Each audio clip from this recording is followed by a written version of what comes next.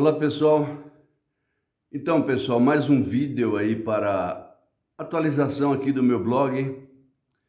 O blog é um blog literário, é marcocotrim.com.br, marcocotrim, tudo junto.com.br. E aí nesse blog a gente tem escrita criativa, literatura, sugestão de leitura, alguns palpites aí, filosofia, mitologia, é uma conversa.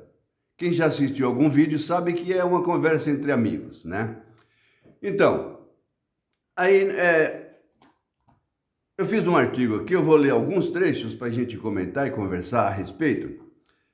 É um artigo sobre escrita criativa, né? E a gente que está tentando aprender a escrever, a gente frequenta a feira de livro, clube de leitura, às vezes a gente dá conversa com a garotada de escola fundamental, segundo grau e tal.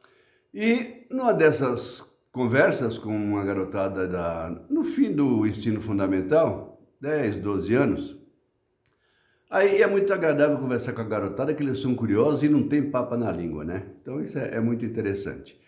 E aí o garoto me pergunta o seguinte: ô Marco, de onde surge a ideia para escrever? Obviamente essa pergunta é difícil de responder, mas eu estava tratando de escrita criativa, então eu direcionei o assunto para escrita criativa, né? Comecei a conversar com eles. Pessoal, é o seguinte: se você vai escrever um relatório, ele é limitado, você tem que relatar os fatos e acabou. Se você vai fazer uma descrição, uma mera descrição, você olha para o objeto a ser descrito e escreve. Se você vai fazer uma prova, você responde as perguntas. Então, escrever não é difícil. Agora, escrever ficção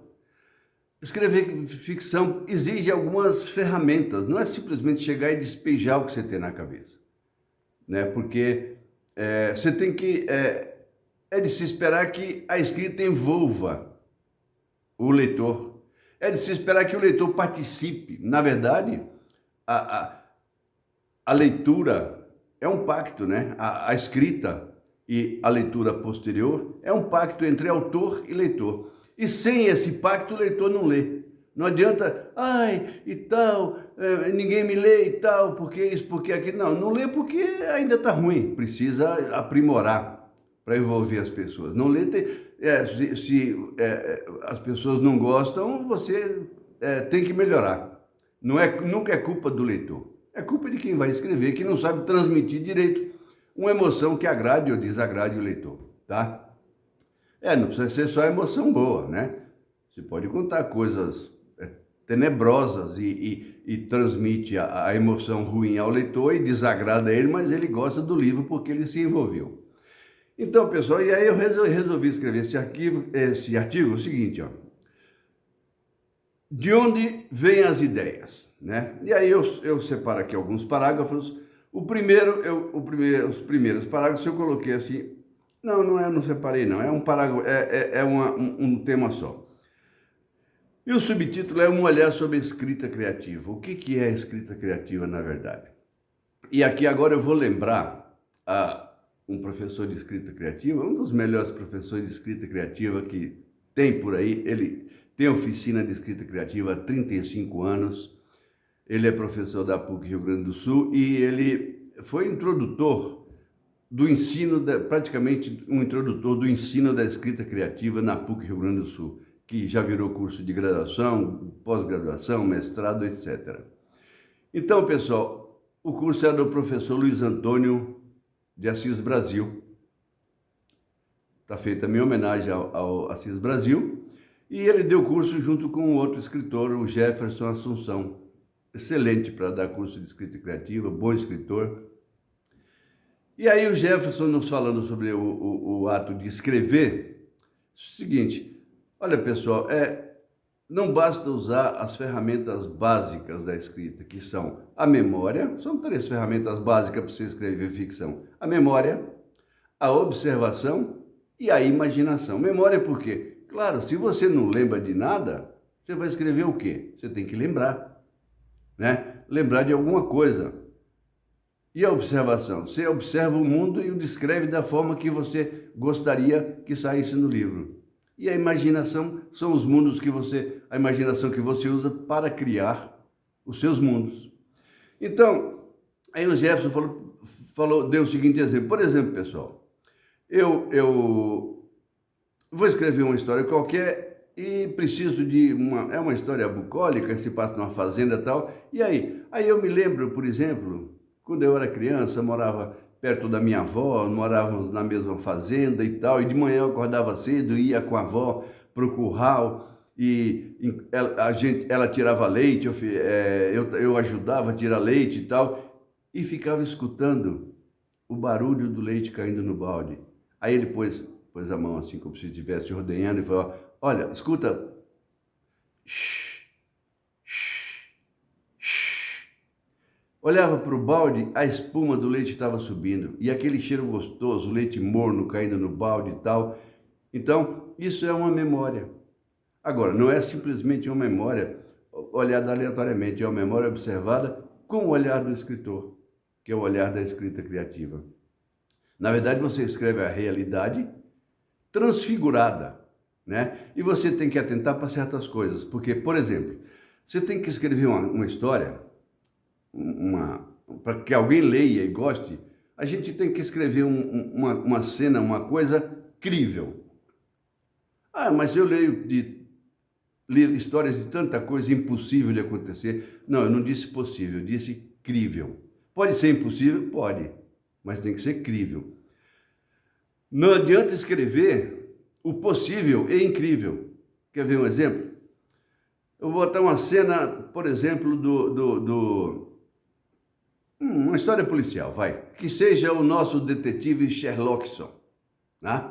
O Sherlock estava seguindo o suspeito pela Avenida Paulista, quando de repente cai um piano na cabeça do suspeito. Ele olha para cima, vê um guindaste quebrado e aquela mudança foi fatal para o suspeito que ele seguia. Pessoal, é possível? Claro que é. As pessoas fazem mudança de apartamento, o guindaste pode quebrar, o piano cair e matar a pessoa lá embaixo. Mas serve para literatura? Não. Por quê? Porque não é crível, né? Assim, puxa, incrível. É, incrível, pois é. Isso não serve para literatura. Uma outra situação, né? O Sherlock estava conversando com a irmã da vítima e tentando saber os detalhes do crime para seguir o criminoso. Ele sai. Quando ele sai, escuta um estrondo. Volta-se e vê a cena de um desastre. Embora nunca tivesse feito uma viagem de avião, a irmã da vítima morreu de desastre aéreo. Um avião lhe caiu na cabeça. É possível? Claro. Se o desastre do avião for em cima da nossa casa, a gente morre, mesmo sem ter viajado de avião. Mas é crível? Não, é incrível. Como é que a pessoa está em casa, na sua mesa, tomando café, fazendo um café na sua cozinha e cai um avião na sua cabeça? Ora, isso não é estado de guerra, nós não estamos em guerra, né? Então, pessoal, é possível, mas é incrível. O que se você achar assim, puxa, isso é incrível, não serve para literatura, né? Isso aí tem que... Então não basta as ferramentas básicas da imaginação, tem que ter o olhar da escrita criativa. Uma outra coisa, eu vou ler aqui aqui, ó, 2 linhas, tá? Então quer dizer que escritores, de onde surgem as ideias? Aí tem um parágrafo. Quer dizer que escritores são seres especiais que já nascem sabendo escrever? Não. Escritores são aqueles que leem e estudam muito antes de escreverem algo. Há ideias a serem apreendidas. Há técnicas a serem estudadas. E humildade de alguém que tenta aprender a escrever há muito tempo. Não há caminho fácil, né? Isso aí, o aprendiz de escritor, eu estou me referindo a mim próprio. Cada página significa muitas horas de angústia e frustração, porque você escreve, reescreve e ainda está ruim. Tem que reescrever de novo. Então as ideias não surgem do nada. Um livro, um romance ou um conto escrito por alguém sem noção técnica mostra isso na primeira página.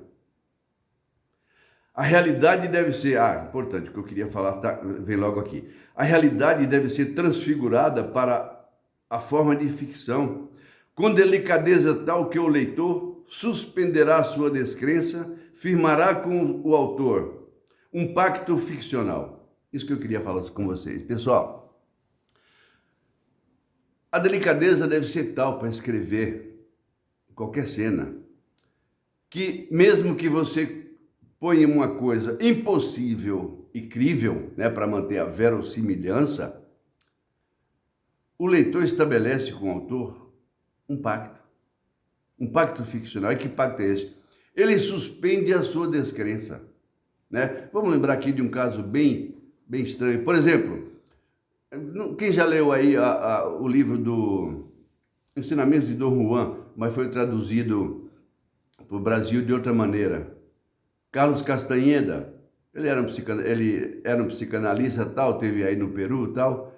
A Erva do Diabo. Então lá ele foi escrever sobre mescalina, né?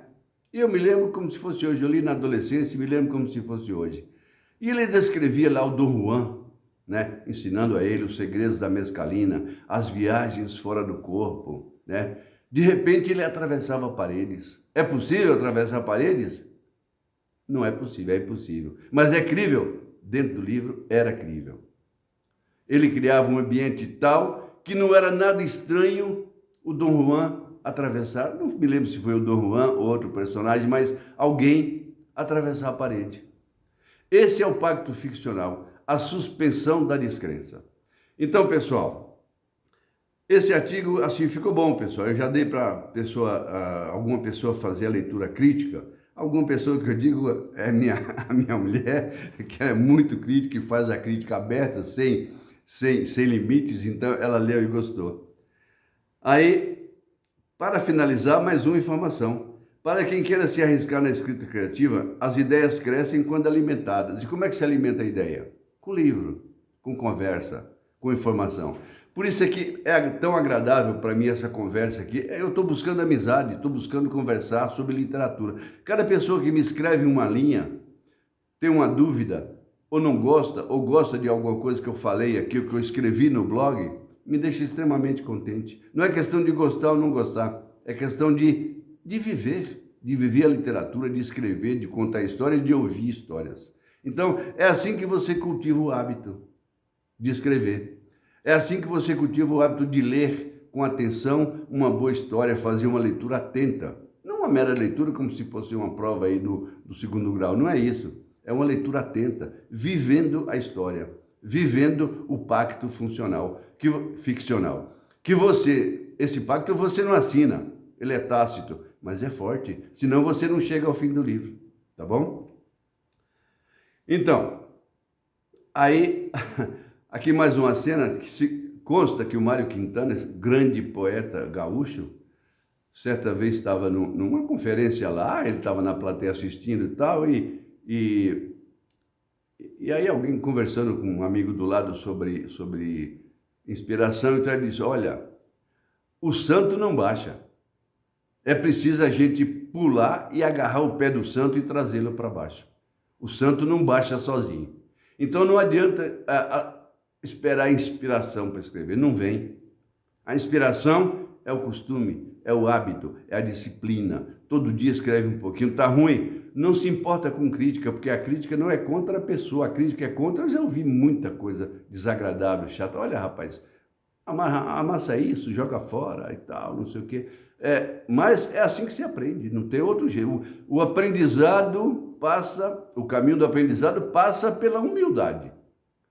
Porque se você não suporta a crítica, não suporta se expor, como eu venho me expor aqui, nesse blog e no YouTube, que eu mando os vídeos também, pessoal, não tem problema nenhum, ninguém é obrigado a gostar do que cada um de nós faz. Então, para ser gostado, para ser querido, para você ter um leitor, precisa esforço. Então, pessoal, o último parágrafo aqui do artigo. Não se esqueça de que é preciso trabalhar pesado, depois que você conseguir a tão falada inspiração. Escrever todos os dias, mesmo sem inspiração. Isso abre espaço para que as ideias apareçam. Curiosamente, as melhores ideias costumam surgir quando estamos no meio da escrita e não antes dela. Aí eu estava pensando sobre isso, que a ideia surge exatamente no meio da escrita, porque as histórias mudam. Você vai num curso da história para cá, daqui a pouco o próprio personagem vira para cá. É ele, o personagem que cria a vida e manda na história. Não. É porque durante a escrita as ideias surgem novas situações para você tratar com o personagem. A história anda, o mundo da história gira. Então, por isso é que de vez em quando alguém fala, você vê assim na televisão, alguém falar até com propriedade, né? Olha, praticamente a minha história, eu começo e ela daí para frente anda sozinha. Não é bem isso que acontece. Talvez tenha sido uma falta de explicação. É que as ideias vão surgindo à medida que você vai escrevendo. É por isso que a história muda e começa a andar sozinha. Pessoal, muito obrigado. Para alguém que teve a paciência de escutar isso aí, valeu, agradeço de coração. O blog está aí, marcocotrim.com.br. Esse blog está aí com a pretensão de ser um blog literário razoável, elegante, com alguma profundidade, tá?